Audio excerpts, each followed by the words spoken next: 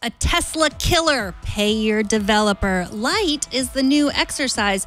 Digital binging. And happy Valentine's Day. We leaked your data. All that and more coming up on Tech News Weekly.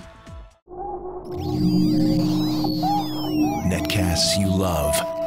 From people you trust. This is Twit.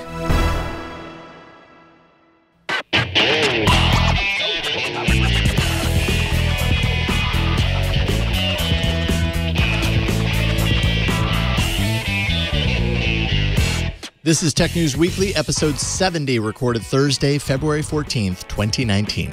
This episode of Tech News Weekly is brought to you by Grammarly. Grammarly is a communication tool that helps people improve their writing to be mistake-free, clear, and effective. Start writing confidently by going to grammarly.com/TNW and get 20% off a Grammarly premium account today. And by CashFly, give your users the seamless online experience that they want. Power your site or your app with CashFly CDN, its content delivery network, and be 30% faster than the competition. Learn more at twit.cashfly.com. Hello and welcome to Tech News Weekly. This is a show where every single week we talk to the people making and breaking the tech news. I'm Megan Morrone. I'm Jason Howell. Should we get started? Yes, please. All do. right. That's why we're here after all. Yeah. And, oh, by the way, happy Valentine's Day. Yeah, I noticed you're wearing Valentine's red. Day. I am. This is as close to red as I could find. Yeah, I don't know if red is your color. Yeah. Oh, thanks. But is this that's whatever your color. this is? Whatever. What is this? Burgundy? Plum. Okay, plum. It's okay. your color. Plum works. All right. It's as good as I could do. It's what I got. Last November at the Los Angeles Auto Show, a new automaker called Rivian got people talking as it showed off its all-electric pickup, the R1T. Meanwhile, Tesla, the long-standing darling of the electric car trend, has seen a rocky road, see what I did there, that might make it possible for upstarts like Rivian actually to come out ahead in the long run. Joining us to talk about Rivian and the electric truck and probably a whole lot more is Sam Abuelsamid from Navigant Research. Welcome back, Sam.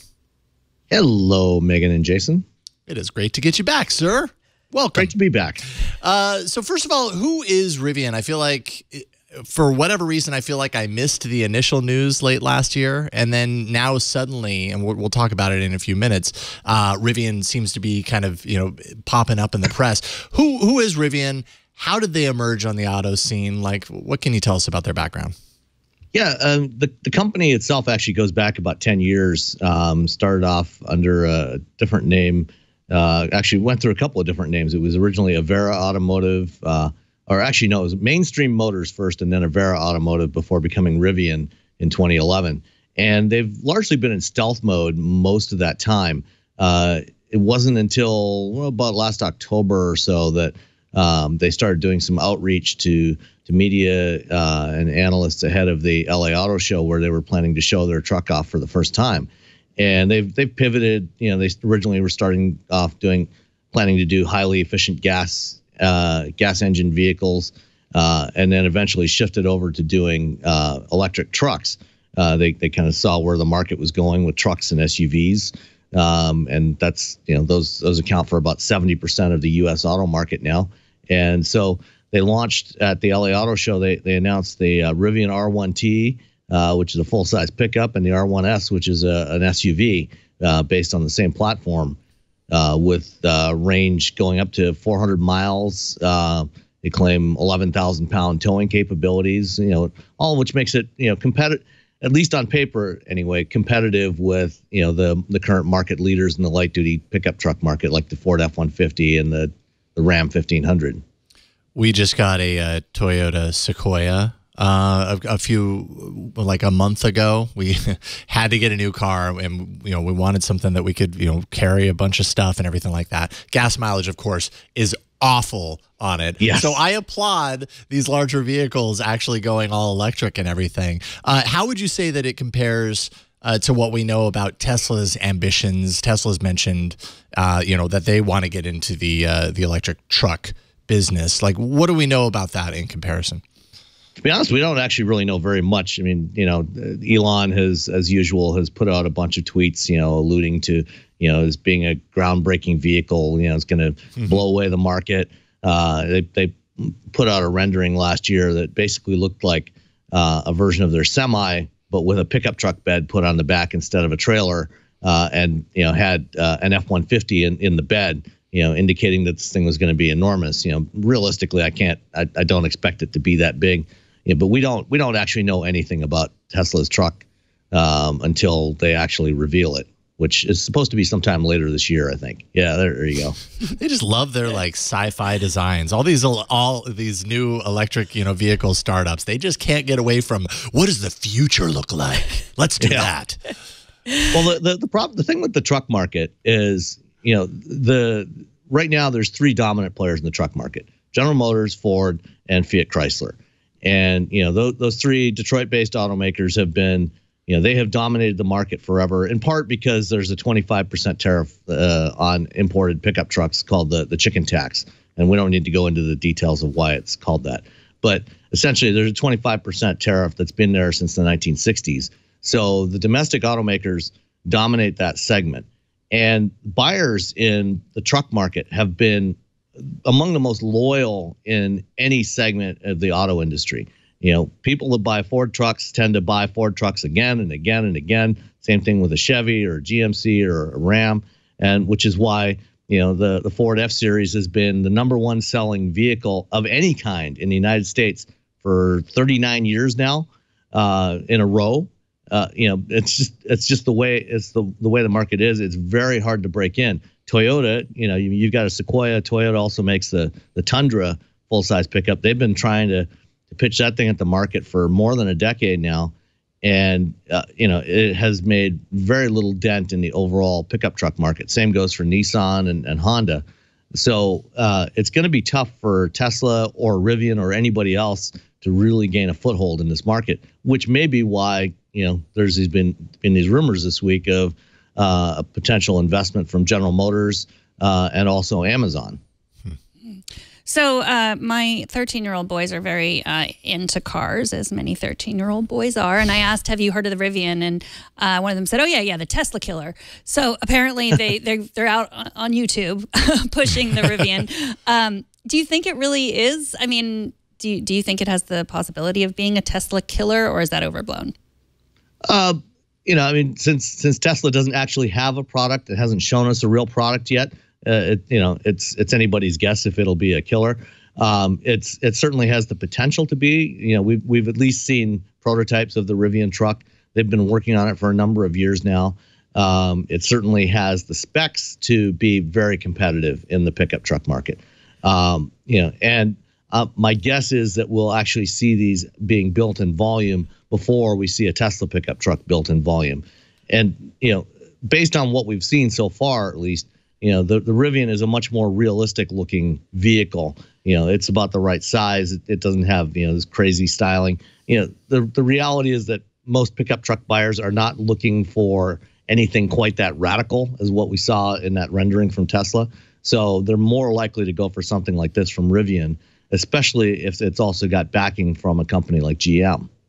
Yeah, GM, Amazon, as you were saying, Morgan Stanley has been what has really got Rivian back in the news this week pretty strongly. They're also Morgan Stanley is also saying that they see Rivian as the next serious competitor for Tesla.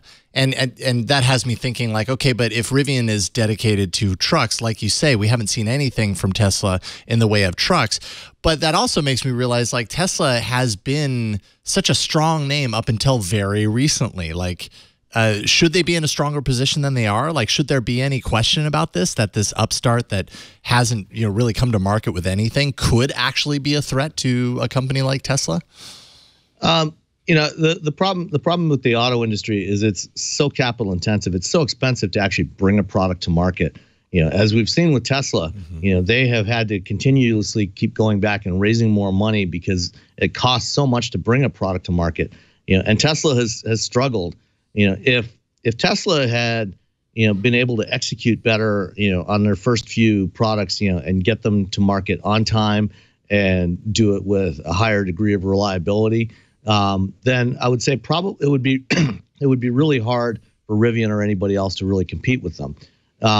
On the other hand, because they have continuously struggled to actually produce vehicles, then it opens the door for companies like Rivian to or also the traditional auto industry to get in there and be competitive. GM, one potential reason for GM to get involved with Rivian is because Rivian has the skateboard chassis design, which is what pretty much everybody's using for EVs now. Where you combine a flat battery pack with the motors on the ends and the suspension, and then you can put different, what we call top hats on there, different bodies on there. For Amazon, because they've moved so much more towards doing their own logistics. In addition to using UPS and FedEx, they also have their own fleet of airplanes flying packages around. They've got their own fleet of delivery vans delivering packages. And it seems perfectly reasonable that their next step would be to have their own vehicle, using the Rivian platform, put a cargo van body on it to do deliveries, potentially even incorporate drones into that to do like the last 100 feet deliveries. So you have a van drives into a neighborhood, dispatches a fleet of drones, to 10 houses at once, drop off the packages, they come back, they get charged, the van goes off to the next neighborhood, does the same thing.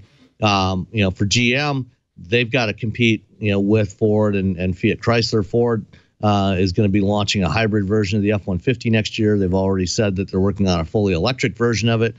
This would give GM a platform that they could use for their own pickup trucks, and at the same time, it would give Rivian the ability to scale up production faster and get those economies of scale and drive their costs down. So the founder of Rivian, RJ Scaringe, he's 36. He's a MIT grad. Is he like an Elon Musk type? Are we going to have the same excitement we have around every time Elon Musk tweets or says anything? Is he fun like Elon?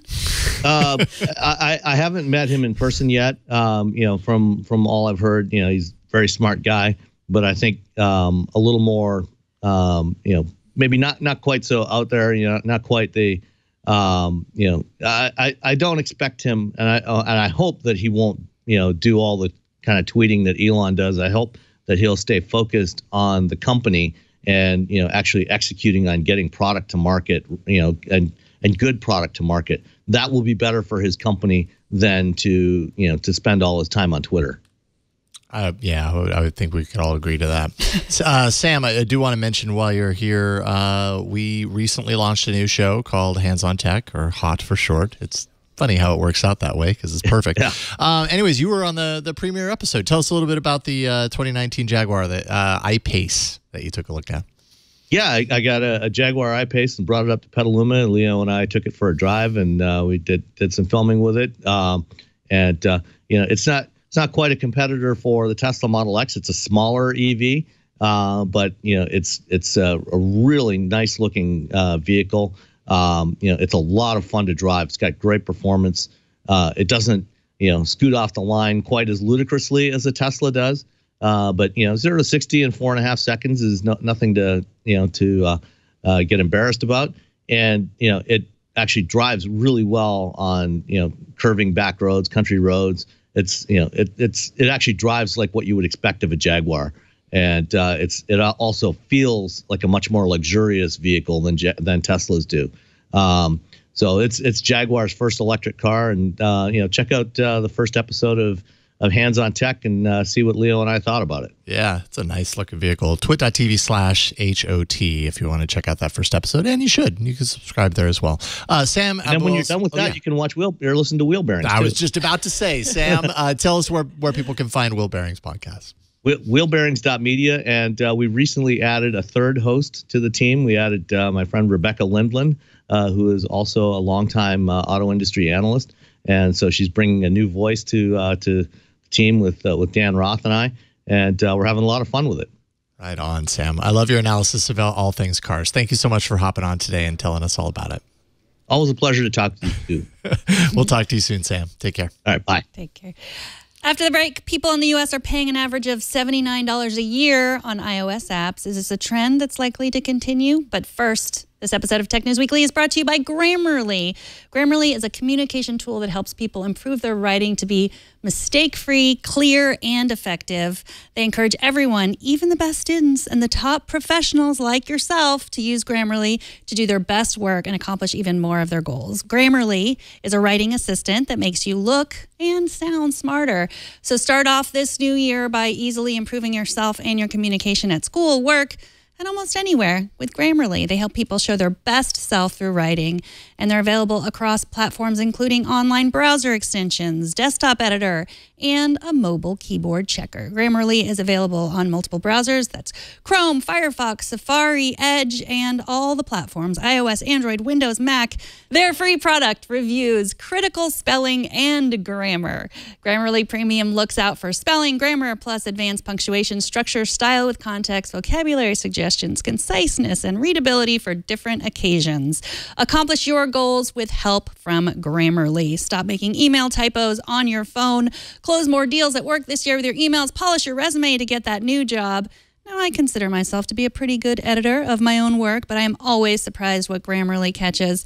And it's nice to know it's there. It's sort of like a little security blanket in my browser. Go to Grammarly.com/TNW to get 20% off your Grammarly Premium account today. That's Grammarly.com/TNW for 20% off Grammarly Premium accounts. According to a report out this week from analytics firm Sensor Tower, iPhone users in the U.S. spent an average of $79 on apps in 2018. That's up 36% from last year. Now, a lot of that goes straight to Fortnite, but subscription apps are making money too. Joining us to talk about what it's like to earn your living from a subscription app is Ish, developer at Illuminated Bits. Welcome to the show, Hello. Ish. Hey, how you doing? I'm good. So first off, I should say that I am a paying subscriber to Capsicum, which I've learned to pronounce with your help. Thank you very much. I appreciate it. It's a journaling app and a to-do app. I love it. Check it out. Tell us why you decided to create a journaling app as a subscription app. So I've been in the store for a while, and early on in the store, basically the only option was paid upfront apps. And that sounded good to everyone at the time because we really didn't think about what life would be like 5 to 10 years down the road. It turns out apps need a lot of love and care over time, and they need maintenance. And after a while, they become unsustainable if there's just like a flat fee up front, because over time, with every update, it has like a fee associated with it. Like it costs some amount of money to update and maintain the app. So if we had the flat fee up front, 99 cents, $1, $5, even like a larger amount, like $20, over time, year 5, year 7, year 12, suddenly the app starts actually kind of losing money because it costs more money to maintain than we receive from money getting in. So I decided I want to have an app that's sustainable and can last for years to come. So I went with subscription. And so what are your thoughts on this $79 figure? Did that surprise you that people are spending that much, or do you think it would be more? Well, a little bit. So it's gone up, which is good. Initially, when the model changed. So initially, apps that came to the store were kind of like, the reason they were called apps is they weren't full applications. They were kind of like these small little nuggets of functionality, these little bitty apps. Over time, that functionality has grown quite a bit.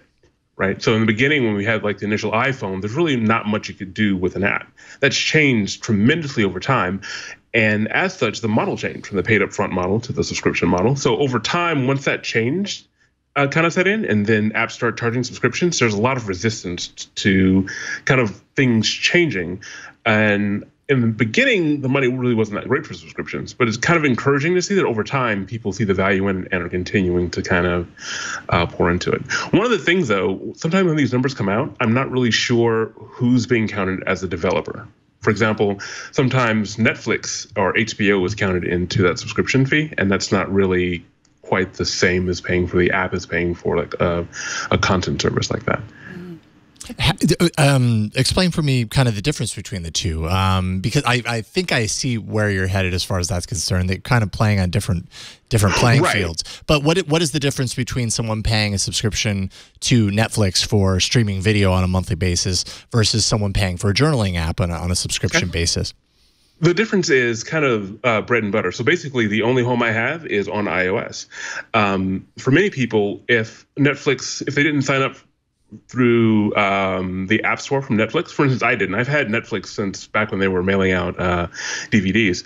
I already was paying Netflix, so any money I pay for that doesn't really count. So same thing with like Game of Thrones. Some of the money that goes to signing up for HBO through the App Store is counted into as the developer money, but really people got into it just to watch Game of Thrones. So it's not really the same thing because it's not really an app so much as it is Game of Thrones. Yeah, that's a really, really great distinction that you're making there that I think a lot of people probably don't think about when they see these numbers, right? And it behooves Apple or whoever is providing these, whoever is behind this to tout that much higher number. They're going to get it if they're including something like Netflix into that number. Some apps offer subscriptions. I feel like I'm on Android, by the way, full disclosure. Okay. All right. It's okay. It's okay.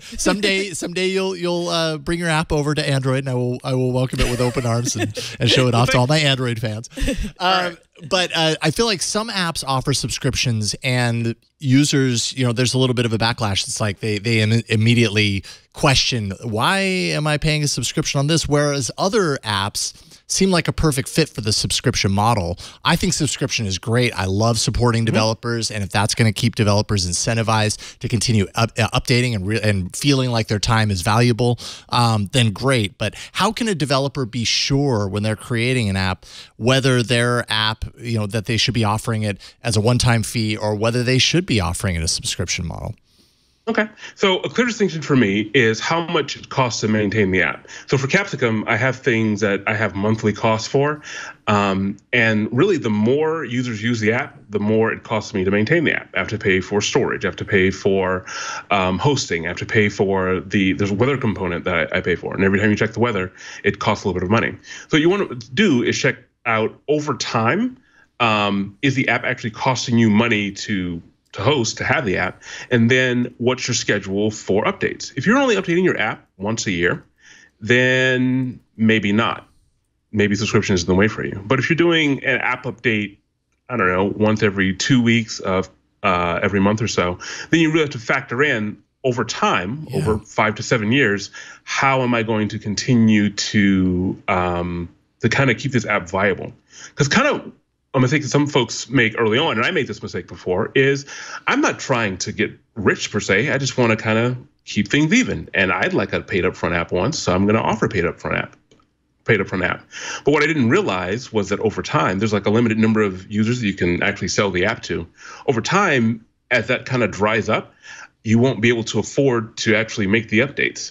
So that kind of becomes an issue. So really, I think any app that requires like regular maintenance, like you're doing anything offering like a service, then charge a subscription fee. An example for an app that wouldn't necessarily need one is something like a calculator, right? That's a utility. How is the calculator different this year than it was 2 years ago? Not very, very different. But if it's something where things are being constantly updated and changing, and you're implementing some of Apple's newer technologies, you're doing like some of the machine learning stuff or like augmented reality things, or doing any of the fancy UI stuff, like as things go on, then you probably want to find a way to make that not come out of the initial fee. Did you ever feel pressure from Apple to create a subscription app or to charge more just because, they're making more money the more money that you make? Do you ever feel pressure from them? I don't personally feel pressure for it, but I see that Apple is definitely nudging developers into that direction. Like, hey, subscription. And here's an incentive, right? So if you have a paid upfront app, Apple gets 30% that one time. If you have a subscription app, they get 30% the first year, but every subsequent year, they only take out 15%. So you actually make more money if you have a subscription app over time.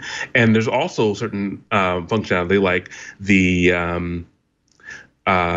free trials, right? So it's like free trials. They're still not really exactly free. They haven't set up for subscription, but it's not even an option for the paid upfront apps. They only do introductory pricing for subscription apps. So there's a lot of incentive, like, hey, do subscription. And that has there's a couple things around that. One of the benefits of that is that if you have a subscription app and your income is based on keeping subscribers happy, then the app is more likely to be maintained. And I think that provides a better customer experience. And honestly, because I look at it from two sides. I wasn't always a developer. Once upon a time, I was just a consumer. I think it's best for the customer and for the developer to have subscription. On the customer side, once upon a time, apps had like real costs. They would be like from $20 to a few $100s, right? And you maybe update that app every 3 to 5 years. I would much rather have that price like divided up over time, and then pay that a little bit a month or a little bit a year, and then get to evaluate, like, okay, are you meeting my expectations? If you are, I continue to go on to the next step, pay another year. But if not, I'll just withdraw from the subscription, and then I don't have to worry about it anymore, find a different app. So it's actually best for both. And also because as a customer, sometimes you love an app, but you see like a blog post one day that they weren't able to maintain it, they had to do the sunsetting thing, or they had to sell to another company because they needed money from somewhere. The road ahead is really important. So if you really like the app and you want it to be maintained and sustained over time, then really subscription makes a whole lot of sense. Yeah, and when I really think about it, like I feel like over the last few years at least, we've heard more and more about just the reality that our old app model as users is different from where we are now, and kind of diving into that a little bit deeper. What I mean is like it used to be that apps came out, we were installing apps left, right, and center, and now what we've come to realize is that really, as a typical user uses on a daily basis, very regularly, a very small amount of apps. Everything else is just kind of like, they sampled that installed, they uninstalled it, whatever. If there's subscriptions based around the things you truly use and they're priced reasonably, then the incentive is there to keep it updated. I'm sure there's a little bit of pressure on you as a developer to keep it updated from the users who say, hey, I'm paying you $1.99 every, however many months or whatever. Please do the work that's required to keep this updated. But then as a user, you kind of feel like you're getting what you need because these really are the few apps that you actually use with any regularity. Everything else is sampled. Yeah, and I think that's one of the really key points in deciding on subscription. How often are folks using the app? If there's an app that you use once a year, then maybe not. Maybe you don't need a subscription for that. Maybe just every year offer something like that. But if it's an app that people are using daily, multiple times a day, multiple times a week, then it's kind of no one rides for free. The more you use it, the more it'll cost over the long run. That's just the natural order of things, because the things that you use most often need the most maintenance. So I know there's rumors that WWDC will be around June, I think, is the rumor date. Do you know what the rumor? The rumor, I think, is June 3rd through 7th. Okay, so but they haven't announced anything. But as we discussed, but you already have your hotel room, so you're going to be there. What is a developer, like an independent developer like yourself? What do you get out of WWDC? I really get community from it, right? So I haven't had a ticket to the actual event since 2012 was the last time that I actually went to the actual event. Now it's before the lottery.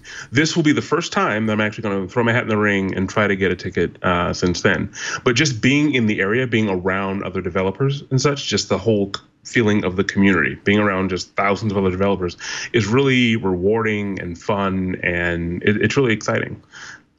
Awesome. Well, Ish, thank you so much for joining us. Ish is the creator of many apps, including Capsicum, which is the Australian word for just a red pepper, in case I learned that from you. It's an amazing journaling app, just like a bullet journal, digital washi tape, the whole thing. I showed it off on iOS today, and I think you would like it. And you can follow Ish. He's great on Twitter at Ish. That's ISH. Dang, you're lucky. Yeah. All right. You secured that one early, didn't you? Oh, no. Actually, here's the thing. So my Twitter handle is actually Ish ShaBazz. It's ISHABAZZ. And there's another guy whose name happens to be Ish. It's a really rare name, and he got it before me. But wait, you're not ISH on Twitter?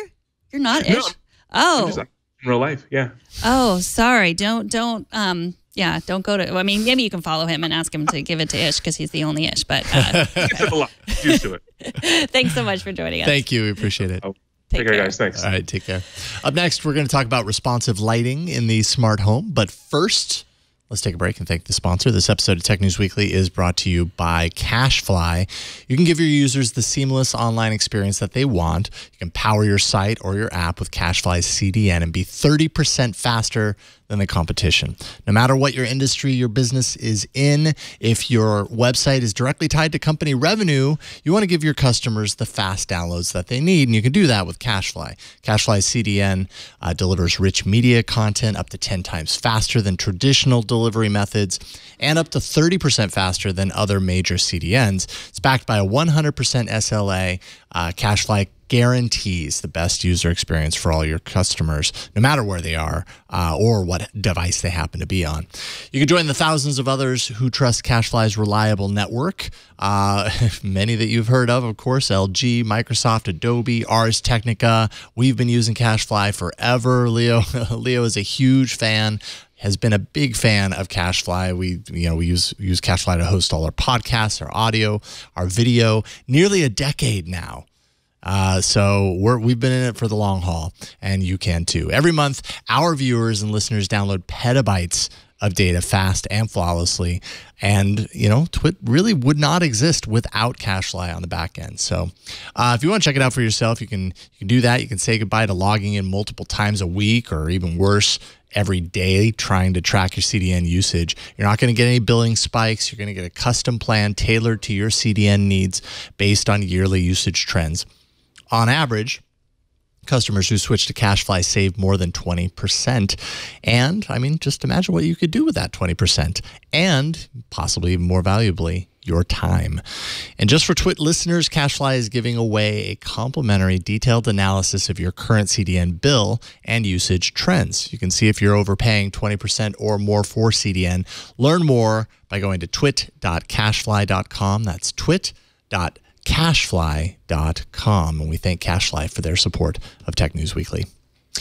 We've heard by now that different types of artificial light can throw off our circadian rhythms. To counter this reality, operating systems have begun to offer ways to change the color temperature of our screens, and it all happens kind of dynamically and automatically, so our sleep isn't disrupted. This is just one example. The company Orro aims to do something similar to that, but with the lights in our homes. Joining us to talk about the newly launched responsive lighting system is CEO Colin Billings. Welcome to the show, Colin.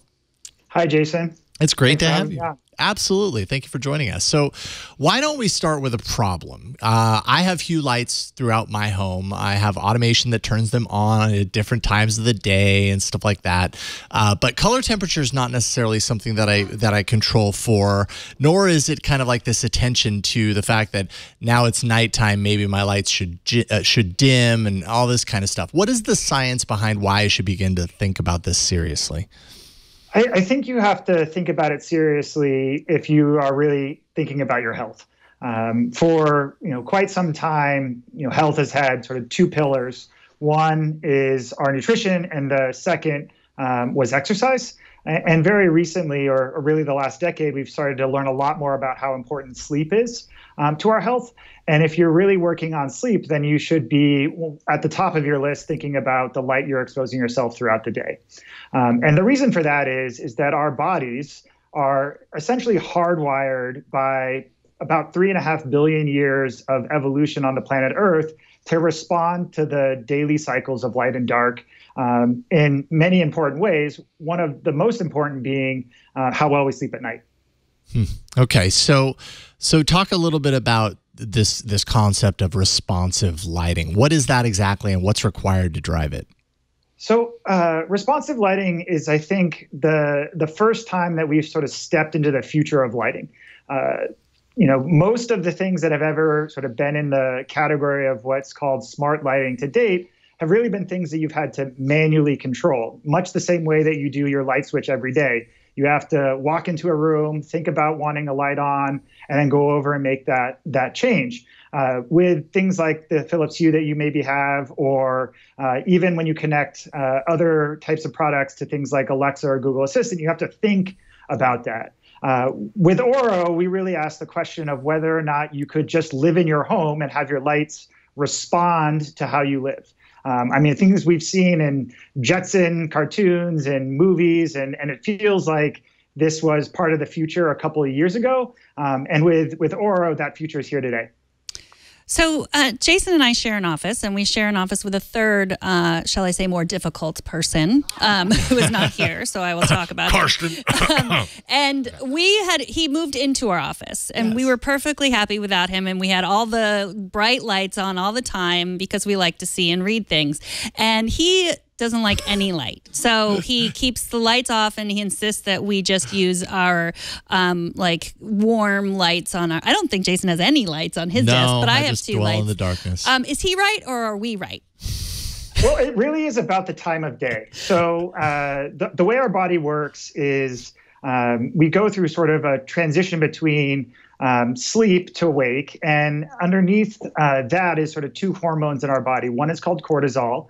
Cortisol is sort of the baby brother of adrenaline, and it's actually really important for us to have cortisol at the right levels during the day because it helps us be alert. It helps us really sort of function throughout the day, and cortisol is stimulated by blue spectrum light or sunlight or things that appear like sunlight to our body, and in particular our eyes and our skin. So during the day, you really want to have more exposure to sunlight, if anything, and things that feel like sunlight are really helpful to sort of keep that energy level up throughout the day. But as you go into the evening, you really want your body to transition from cortisol dominant state to melatonin. Melatonin is kind of like the gatekeeper for sleep. It's what gets all of the important functions in our body ready for us to fall asleep when we're ready to go to sleep at the end of the night or at the end of the evening.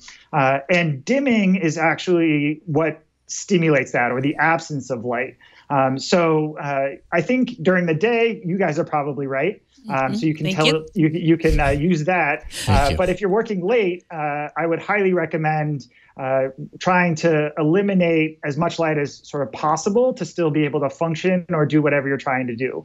And so that's what Orro does. Is it starts your mornings off with like a warm sunrise. That'll actually help you wake up in the morning if you have it in a bedroom, so that it's easy for you to rise. Throughout the day, it will brighten up your home and prefer and leave the artificial lights off if you have great natural light in a room, because that's the healthiest thing you can have. If you don't have that, I recommend getting outside for a little bit, at least 20 or 30 minutes a day to get real sunlight. And then as the evening goes on, Orro essentially sunsets your lights down to a much lower level. And so what that's doing is starting to get your body ready for sleep by the time you're ready to go to bed. Cool. And I love the interface, the touchscreen interface. So, you would mount these in the same places that you have your normal light switches, and I believe it just wires in like normal. So does it work with smart bulbs? Like if my house is filled with Hue bulbs, is that going to throw things off? What do you recommend about that? So Orro is a seamless replacement for any light switch. It does require a neutral wire, which is common for most of these types of new light switches, and it works with any existing bulb. With smart bulbs, we are working on getting a bit more integrated with those today. But Jason, you're a little bit the less common case. It's been very difficult for a lot of people to put Hue all across their home because it's actually hard to make it seamlessly fit into your life, primarily because a smart bulb becomes dumb as soon as you turn the light switch off. Yeah. And when my mother-in-law comes to visit, it's very hard for me to get her to download an app, use her phone, and get on our network to try to control the lights. We really spent a lot of time trying to find the types of people like yourself that really did sort of Hue or other smart bulbs all across their home. And there's actually not a lot of them. And that's because it's really hard to sort of get it outside of a few rooms and into your everyday life. And so that's why we worked on a switch. And the switch is a sort of really simple way to get any light in your home to be smart.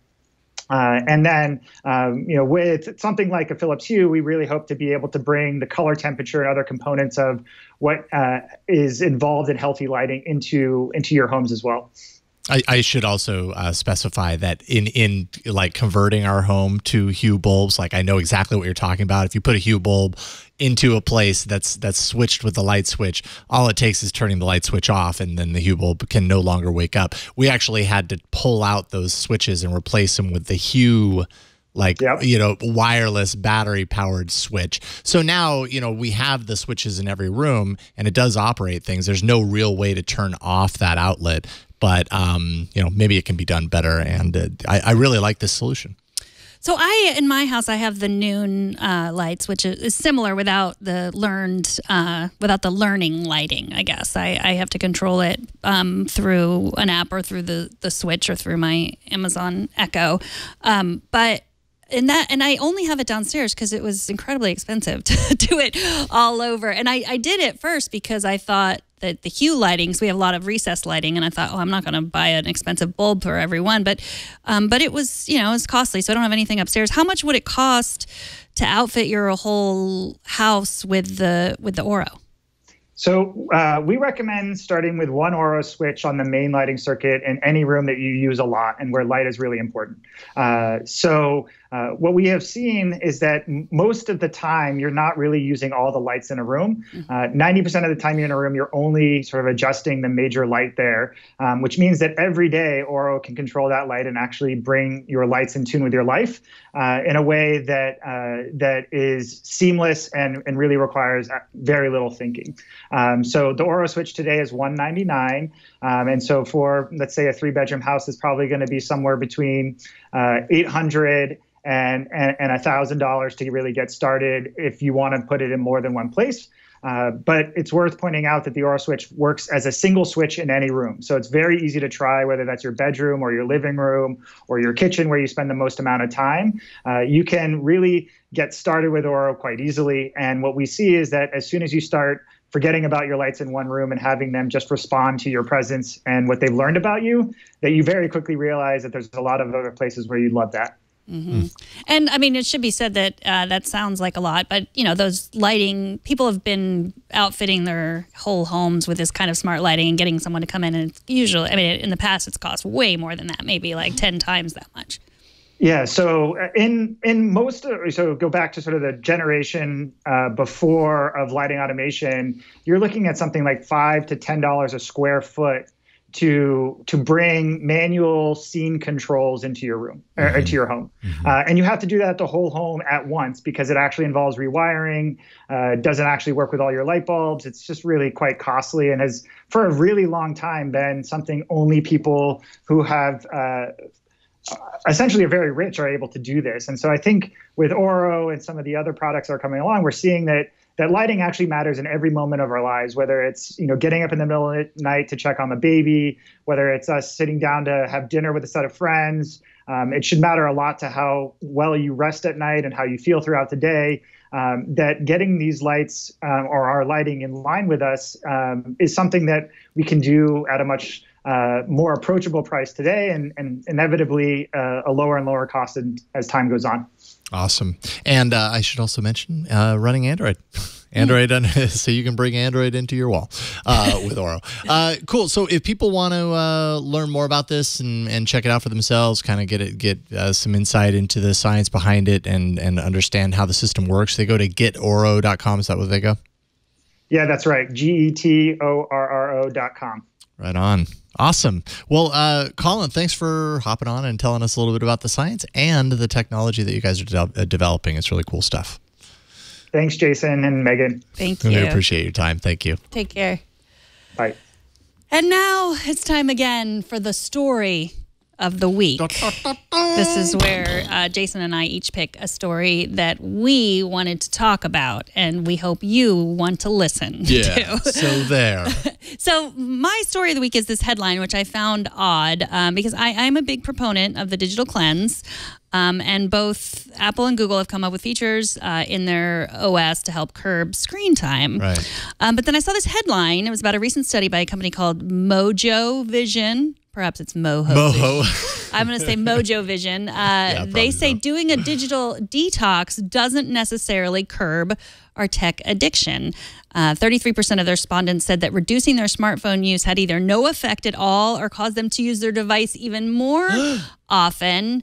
And so I thought, well, that's odd because that's what I've been trying to do. Don't use it after this certain time, like limit myself on Twitter, limit myself on, just using it at all, put it away. But they said, but then when I read who Mojo Vision is, they're actually an augmented reality company.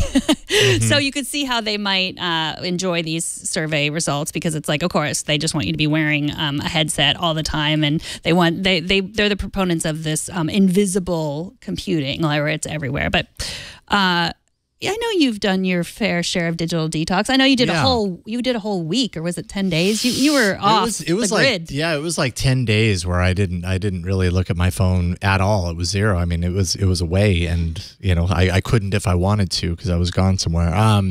And upon returning, and kind of dialing in digital well-being, which is the Android kind of solution for this and everything. Like, I looked at my screen on time over the past 3 weeks. After reading this, I was like, oh, I wonder, has my use actually gone down now that like life is settled back into normal and I'm in my normal routine? And I would say on average, my screen on time over the past 3 weeks has been somewhere around 1.5 to 2 hours per day, which still for me feels like a lot, but that's compared to prior to that detox, where I was like 3.5 hours a day of screen on time. So for me, I'm outside of this a little bit, but that really only has something to do with your smartphone use too. And if we kind of factor in all the time that we spend looking at all of our screens, man, it's still pretty high. I mean, we have to. It's part of our job. So there has to be the consideration there. But if what I'm personally trying to do is cut down on like my passive,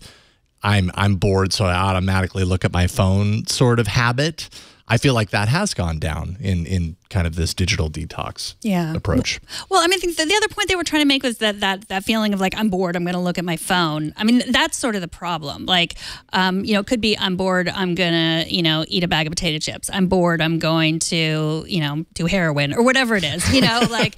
I mean, we've all been there, let's be honest.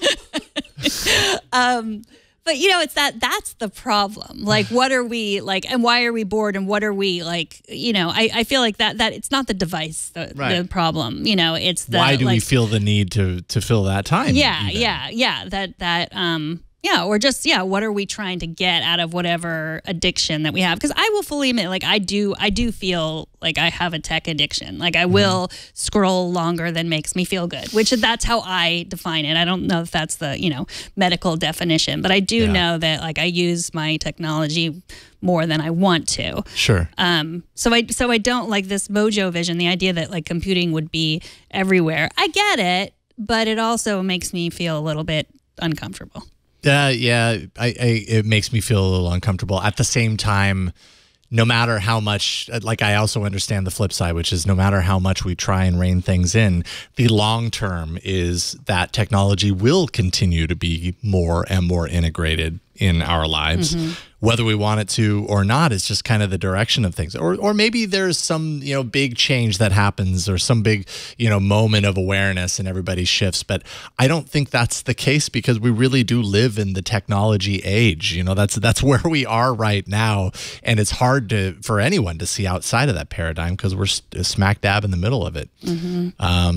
But, and then also, it should be said that everybody has their own level of comfort, right? Not everybody feels like they need to pare it back. But if you do, at least now we have more tools. There's a little bit more awareness, and there's a little bit more support around that. Like, people are, people who do care about this and want to kind of bring themselves and connect themselves more into the real life and outside of technology. There's more of an understanding world out there to that at this moment in time, and I feel positive about that. Right? At least people understand why you might want to do that. Right. Yeah.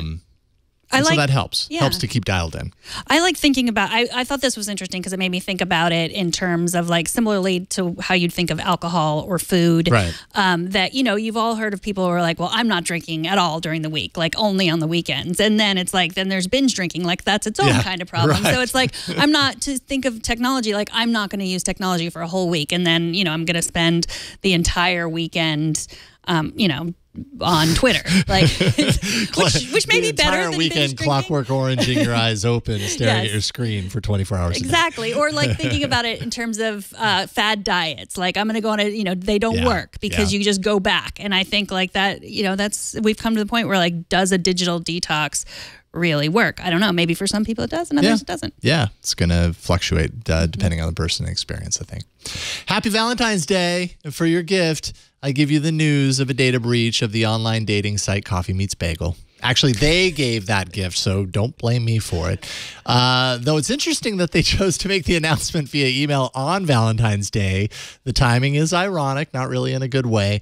But yesterday, the Register actually reported on a large breach that included more than 617 million accounts on a number of different apps that, yes, included Coffee Meets Bagel. So they probably had to do it today because that report happened yesterday. The company was forced to send its email on exactly the worst day of the year for a dating site's bad news to be delivered on Valentine's Day. Talk about heartbreak, right? Yeah. Well, okay. So the upside of this is that they did announce it at all. I mean, because... Yay for clarity and full disclosure. Yeah, and I guess that they had to because the Register did. But they don't even really know that this is a real breach, right? Like, nobody's proven that it's out there. Like, there's just people that have said that it's all available, but no one's really confirmed that that information is out there. I don't know. When the company itself comes out and mentions they say their data may have been. And they did say that we don't store financial information or passwords, so that's not out there. But you know how it is. This is just the way it is. Every company that exists nowadays is probably going to have a breach at some point, and I don't know. Does it ever get any better? Does it ever feel? Does it always feel this bad on Valentine's Day? I don't. I don't know. I mean, MyFitnessPal is another one. I'm not part of Coffee Meets Bagel, but I do have my data in MyFitnessPal, and they were another one that they were part of that. Yeah, report. and then I searched my email, and they didn't send me an email saying they might have been, even though they were also mentioned in that Register report. So that's why, I give props to Coffee Meets Bagel. Yeah, they're waiting for Fitness Day. When is Fitness Day? Day. To make that announcement. I don't know. But yeah, and I did look through my email, and I did get an email that I probably never looked at that was somewhere archived in March of last year saying that my data had been out there from MyFitnessPal. So yeah. This is how often it happens. Now it's like, yeah, I found it archived in my email. They told me that my data was stolen, and I filed it away. In other Valentine's Day dating app news, because apparently there's a bunch of that today, Crunchbase News took a close look at dating apps and startup money and found that there isn't apparently a whole lot of venture capital love flowing towards them, these apps and services right now. In 2018, $127 million was invested globally across 27 dating startups.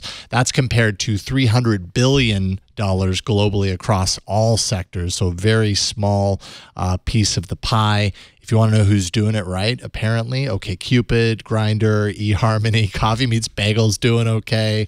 But for whatever reason, the dating sector isn't getting a whole lot of action these days. Oh, Jason. That surprises me. I thought that was... I thought... I'm just going to ignore you. Okay.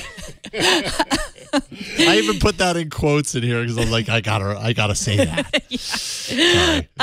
No, it's fine. I think maybe you spent too much time with Leo and we did the show together on iOS Today, where we spent a good 20 minutes just going through all the dating apps that are available.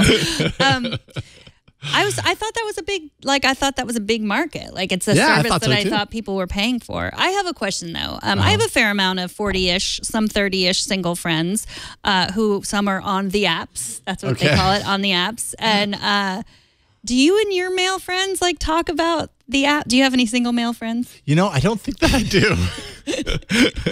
Do I have any friends? Okay. We got to start there. Yeah, no. okay. I think all of my male friends are actually married. Yes. Yeah. And I don't hear them talking about these apps. Well, a lot of my female friends were married, but they're not anymore. Right. So it'll come in time. Okay, I'm sure. It's right around the corner. Your kids are young. But And they have very varying experiences with the apps, and they have very specific ones that work for them and which ones don't work for them. And it's fascinating. I know they get annoyed because all their married friends are like, "Oh, tell me about the apps." Like, well, let's flip through and look what you can see. It's a there. revolution now that they're not a part of. It is great because it's like the pictures that people choose to put in their profiles are amazing. I mean, sometimes men with other women, and it's like, what? Why would you do that? Like, why is that something you want to promote?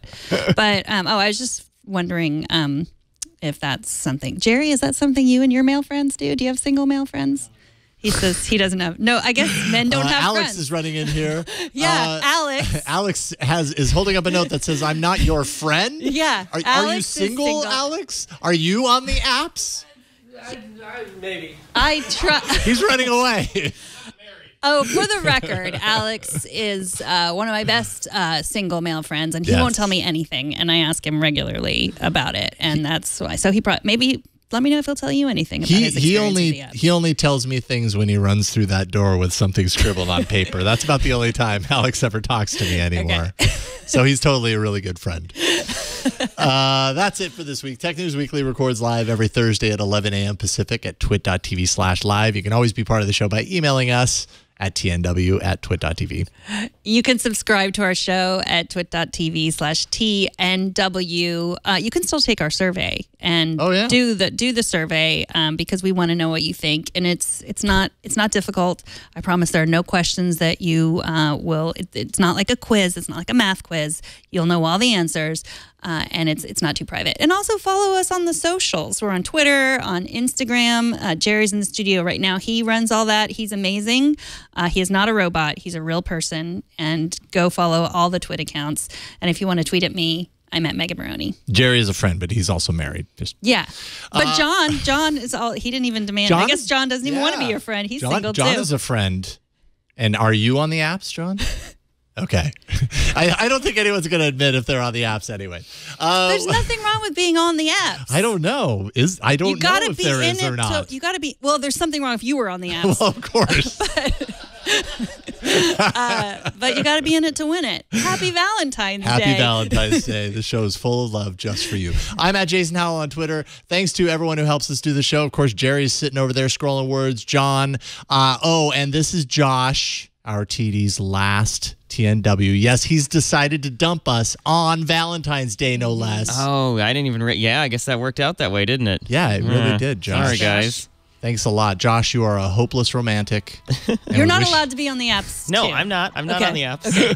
I have a wife and birds. You have a wife and birds. Your time is filled. We wish you well in all of your podcast adventures, Josh. Thank you. Thank you. Of course. Thanks to you for watching. We'll see y'all next week on another episode of Tech News Weekly. Bye, everybody.